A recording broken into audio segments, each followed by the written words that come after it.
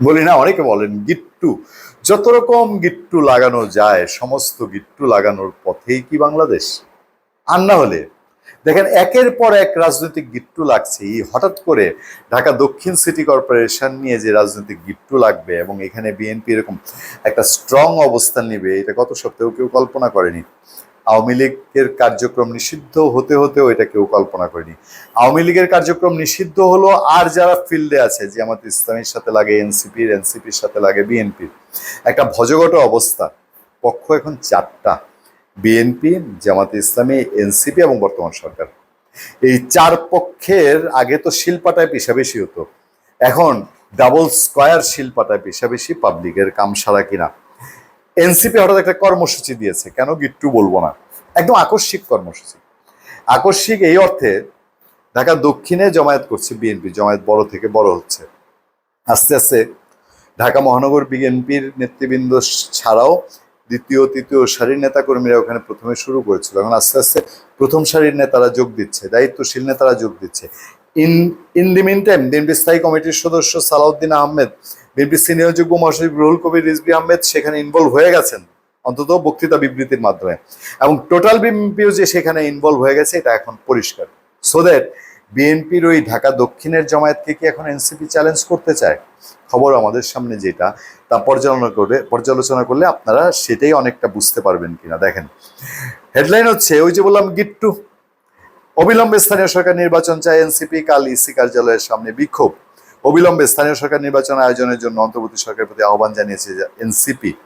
অন্তর্বর্তী সরকারের কাছে আবার আহ্বানটা তারা জানিয়েছে, প্রেস কনফারেন্স করেছে এই নিয়ে। এখানে বলছে যে ঢাকা সিটি কর্পোরেশনের অবৈধ নির্বাচনকে কেন্দ্র করে রাজনৈতিক পরিস্থিতি জটিল হচ্ছে, আমরাও টের পাচ্ছি জটিল হচ্ছে। তারা নির্বাচন কমিশনের সুপারিশ বিবেচনা করে অবিলম্বে কমিশন পুনর্গঠনের দাবি জানাচ্ছে এবং বলছে যে এই ইলেকশন কমিশন অবৈধ। 2020 সালে ঢাকা সিটি কর্পোরেশনের অবৈধ নির্বাচনকে কেন্দ্র করে বর্তমান পরিস্থিতি তৈরি হয়েছে। উদ্ভূত পরিস্থিতির জন্য নির্বাচন কমিশনের পক্ষপাতদুষ্ট ভূমিকায় দায়ী এনসিপি বক্তব্য। এনসিপি কি বিএনপিকে সমর্থন করে? নির্বাচন কমিশন কি বিএনপির? নির্বাচন কমিশন কি এনসিপিকে বিএনপিকে সমর্থন করছে, অন্ধ সমর্থন করছে? এনসিপি এতদিন পরে এসে সেই কথা বলছে এবং বলছে যে এই ইলেকশন কমিশন, দেখেন এক জায়গায় বর্তমান নির্বাচন কমিশন অবৈধ ফেসিবাদী আওয়ামী লীগ সরকারের, এতদিনে তারা বুঝেছে, আওয়ামী লীগ সরকার প্রণীত প্রধান নির্বাচন কমিশনার অন্যান্য নির্বাচন কমিশনার নিয়োগ আইন 2022 অনুযায়ী গঠিত, যা সে সময় ফেসিবাদ বিরোধী সব রাজনৈতিক দল পক্ষ প্রত্যাখ্যান করেছিল। আমরা বিস্ময়ের সঙ্গে লক্ষ্য করছি যে নির্বাচন ব্যবস্থা সংস্কার কমিশনের প্রস্তাবনার আগে নির্বাচন কমিশন গঠন করা হয়েছে। কয়েকদিন আগে যে সিএসির সাথে এনসিপি গিয়ে দেখা করে আসলো, বিভিন্ন সলা পরামর্শ এবং নানান রকম বুদ্ধি দিয়ে আসছে, তারা অভিভাবক সুলভ একটা ব্যাপার, তো তখন তারা তো এটা বলে নাই। তো এটা যদি অবৈধ হয়, ওই আইন অনুযায়ী গঠিত, তাদেরই সরকারের সময়, তাহলে তারা কেন কয়েকদিন আগে সেখানে মিটিং করতে গেছে?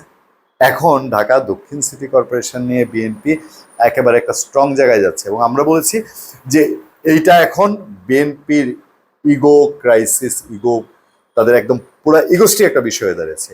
একইভাবে এনসিপি বলেন বা উপদেষ্টা আসিফ মাহমুদ সজীব ভুঁইয়া বলেন, এবং এই কর্মসূচির মধ্যে দিয়ে এনসিপি কি বুঝিয়ে দিচ্ছে কিনা যে তারা উপদেষ্টা আসিফ মাহমুদ সজীব ভুঁইয়ার সঙ্গে আছেন এবং তারা এই ঢাকা দক্ষিণের জমায়েতটাকে চ্যালেঞ্জ করছেন। আবারও বলি, গিট্টু লাগানোর জন্য এই ধরনের কর্মসূচি খুব ভালো একটা কায়দা হতে পারে।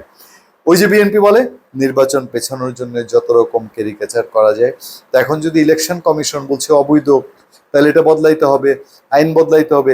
এইসব যদিও হয় তো মোটামুটি তো ফিরিস্তি আরো 2-4-10 বছরের নাকি। ভালো থাকবেন, সুস্থ থাকবেন, সত্য করুন এবং সহনশীলতার সাথে আপনার সাথে আমি আতিক রহমান পূর্ণিয়া।